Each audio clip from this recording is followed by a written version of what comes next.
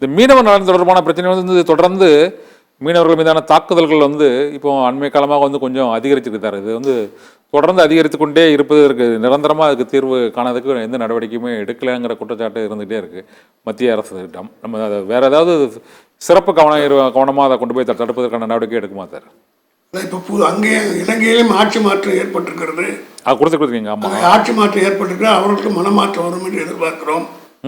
ஆகவே முன்னெல்லாம் தோத்துட்ட இந்திய அரசு இந்த ஆட்சியிலாவது புதிதாக அமைந்திருக்கிற ஆட்சி இடத்திலாவது உரிய வகையிலே பிரச்சனையை அணுகி தீர்வு காண வேண்டும் என்று வலியுறுத்தி தான் கேட்டிருக்கிறோம்.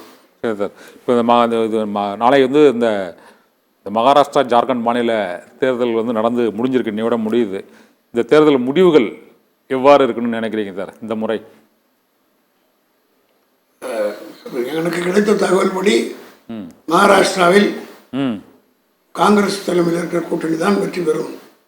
எம்பிஏ என்று சொல்லப்படுகிற அந்த அணிதான் வெற்றி பெறுவதற்குரிய எல்லா வாய்ப்புகளும் பிரகாசமாக இருக்கிறது என்று சொல்கிறார்கள். ஜார்க்கண்டில் நெக் டு நெக் ஃபைட் என்று சொல்கிறார்கள்.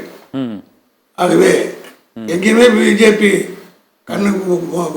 கேக் வாக்கா ஜெயிக்கிற காலங்கள்லாம் மாறி எல்லா இடத்திலும் அவங்க திக்குமுக்காடிதான் வர வேண்டும் என்ற நிலை உருவாகிவிட்டது.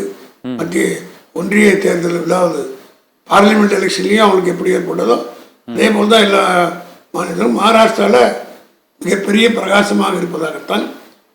அப்போ இப்பொழுது கூட சற்று முன் கிடைத்த தகவல் படி பிஜேபி வருவதற்கு எந்த விதமான வாய்ப்பும் இல்லை. ஆனால் ஜார்க்கண்டில் நெக் டு நெக் போயிட்டு இருக்கு. வந்தால்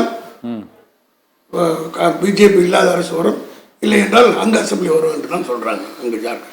தொடர்ந்து இந்த மாநில தேர்தல்களில் காங்கிரஸ் கட்சிக்கு வந்து இந்த ஹரியானா மாநில தேர்தலில் வந்து ஒரு எதிர்பார்த்த வெற்றி கிடைக்கவில்லை. இது போன்ற இந்த மக்களவைத் தேர்தலுக்கும் இந்த சட்டமன்ற தேர்தலுக்கும் இடையான அந்த பிரச்சனைகள் வேறுபாடு தான் காரணமா, அல்லது இந்த காங்கிரஸ் கட்சிக்கு முழுமையான அந்த தேர்தல் வெற்றியை ஈட்டக்கூடிய இந்த வலிமை குறைஞ்சிருக்கிறத பார்க்குறீங்களா? ஏன்னா நீங்கள் நீண்ட காலமாக அந்த அரசியலில் இருக்கிறீங்க, பல மாநில தேர்தல்களில் வந்து நீங்கள் அண்ணா காலத்துலேருந்து கணிச்சிட்டு இருக்கீங்க. பொறுத்த மட்டிலும் நாங்கள் எங்கள் தமிழ்நாட்டை பொறுத்த மட்டும்தான் நாங்கள் மாநில கட்சி. ஆமாம், எங்களுடைய தமிழ்நாட்டை பொறுத்த மட்டும்தான் நாங்கள் காங்கிரஸோடு சொல்ல முடியும். பிற மாநிலத்தில் காங்கிரஸ் இருக்கிறது பற்றி நாங்கள் கருத்து தெரிவிப்பதோ அவருக்கு அறிவுரை சொல்வதோ அனபசித்தனமாகிடும். அது அவருடைய முடிவு. தமிழக தேர்தலை பொறுத்தவரை 2026 தேர்தல் தமிழகத்தை பொறுத்த மட்டும் எங்கள் பார்ட்னர் அவங்க நாங்கள் சொல்கிறத அவங்க கேட்பாங்க, அவங்க சொல்கிறத நாங்கள் கேட்போம்.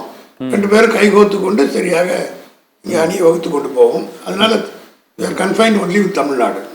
அதே மாதிரி பார்லிமெண்ட்ன்ற போது ஆல் இண்டியா லெவலில் என்ன பாலிசி எடுக்கணும், ஒரு மாநிலத்தில் இப்படி என்ற தேர்தல் கணிப்புகள்லாம் அவங்களுக்கு நாங்கள் அறிகுறியாக சொல்வது இதுவரை நாங்கள் செஞ்சதில்லை, நீ செய்ய மாட்டோம். இந்த கடைசி ஒரு கேள்வி சார்.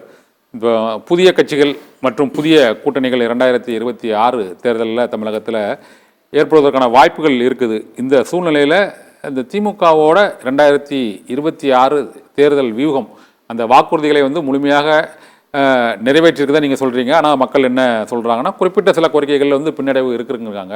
இந்த பின்னடைவான கோரிக்கைகளை நிறைவேற்றுவதற்கான நடவடிக்கைகளில் வந்து இப்போ நீட் உள்ளிட்ட சில பிரச்சனைகள் தீர்வு காணப்படவில்லை.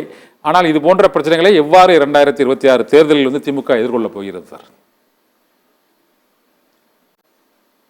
நாங்கள் நிறைவேற்றியிருக்கிற சாதனைகள் சொன்னாலே எங்களுக்கு வந்து ஓட்டுகள் வருவதற்குரிய எல்லா வாய்ப்பு இருக்கிறது. எஞ்சி இருப்பதையும் நிறைவேற்றுவதற்குரிய எல்லா விதமான முயற்சிகளையும் முதலமைச்சர் எடுத்து முடிப்பார். தைரியமாக மக்களை 2026 சந்திப்போம். துணிந்து நின்று இதையெல்லாம் செய்திருக்கிறோம், எங்களுக்கு ஓட்டு போடுங்கள் என்று தைரியமாக கேட்கிற அளவுக்கு எங்களுடைய நிலை இருக்கும்.